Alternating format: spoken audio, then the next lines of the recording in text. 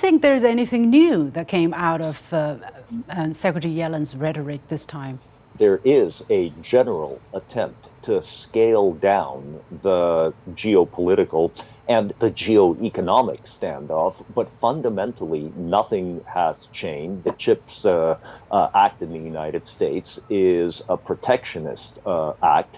And so this is what the United States is trying to do to pull the United States out of the recession, the economic slowdown. And I don't see any reason for it to change. As a matter of fact, remember that we are just over a year from the American election. And unfortunately, when elections take place in the United States, foreign policy, international trade issues that are always complex by definition get unfortunately oversimplified and exaggerated and become hostages of politicking in Washington. Is the U.S. likely to change course on policies after this meeting? The talking is the talking, but what comes after the talking is the real actions.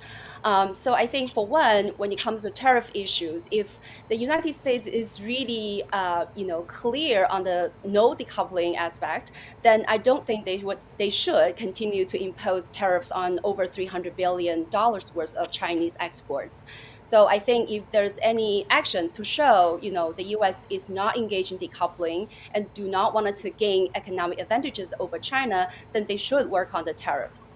But unfortunately, I agree that with the political cycle, it's unlikely that the U.S. is going to take any positive actions on that front. And what I'm worried is the U.S. can easily go from the so-called small yard, high fence approach to a broader decoupling. So you mentioned the 600 firms that are on the blacklist, and on top of that, they're going to ban also cloud services to some of the Chinese firms, and also investment in China, as you just mentioned. So I think the tech area is very sensitive. China really wants to develop its technology, right, and for all kinds of good reasons, to be more self-reliant. So I think that is really the tricky part, where you wanted to have a tech decoupling that could easily span over to many other areas.